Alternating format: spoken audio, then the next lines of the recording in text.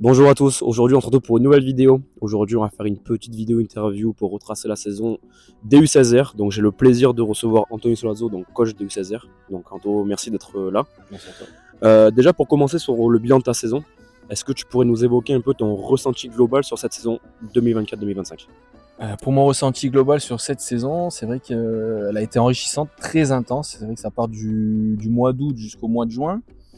C'est une expérience de vie, hein. On les voit 3 fois par semaine, le match le dimanche, avec le gros déplacement une fois sur deux. Donc c'est vrai que ouais, on a l'impression de vivre avec eux pendant presque un an. Ok.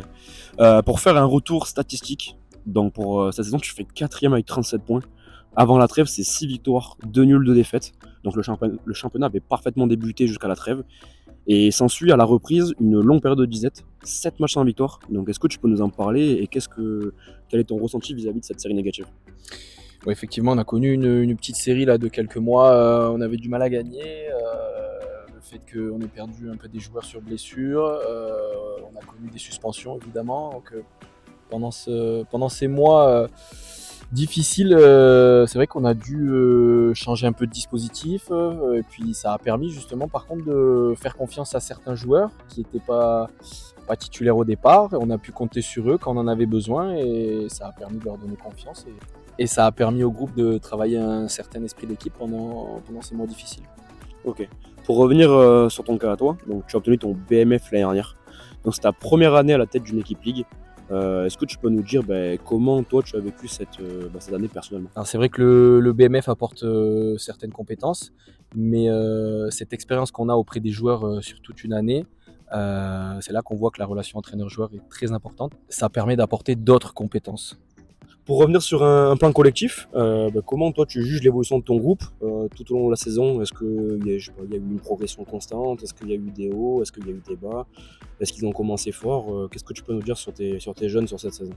Alors c'est vrai qu'on a commencé fort parce que voilà, il y avait des victoires. Donc forcément, on va dire que tout allait bien entre guillemets. Et puis dès qu'on a commencé à moins gagner, ça a été dur.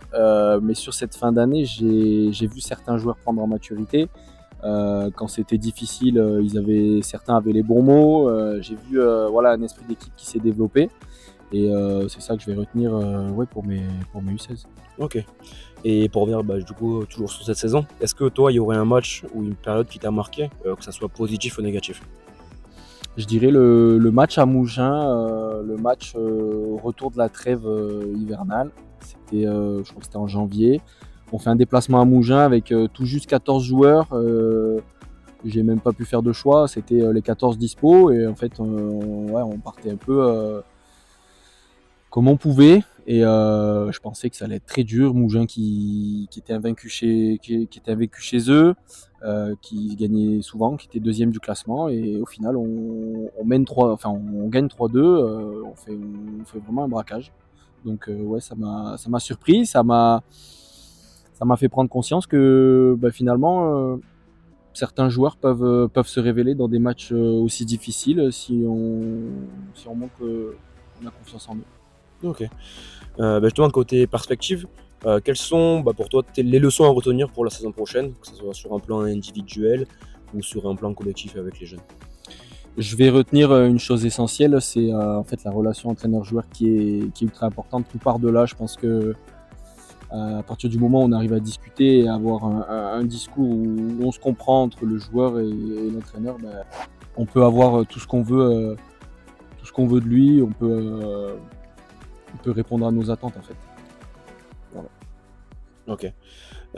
Justement, par rapport à la saison qui arrive et ton futur, quels sont pour toi tes actes de travail et quelles sont tes ambitions personnelles? Alors pour l'année prochaine, je repars en préformation. Je vais récupérer les U12, une génération intéressante. J'ai eu l'opportunité de revenir sur une catégorie que j'affectionne beaucoup et voilà, m'aguerrir encore un petit peu sur ces catégories-là. Et pourquoi pas après revenir sur des catégories du foot à 11. Ok. Et pour conclure, est-ce que tu pourrais dire un petit mot à tes joueurs sur ce groupe U16? Je tiens déjà à remercier mes joueurs pour cette année. Et ils m'ont forcément aidé et ils m'ont forcément enrichi au niveau de mon expérience. Maintenant, je leur souhaite de performer en U17R et puis pour la suite. Et J'espère qu'un jour on pourra retrouver certains joueurs dans notre équipe fanion du club. Ok, ben Anthony, je te remercie d'être venu répondre à mes questions. Et voilà, on pourra retrouver encore différentes interviews de différents coachs. Donc n'hésitez pas à vous abonner pour venir regarder les prochains épisodes. Donc voilà, merci à tous.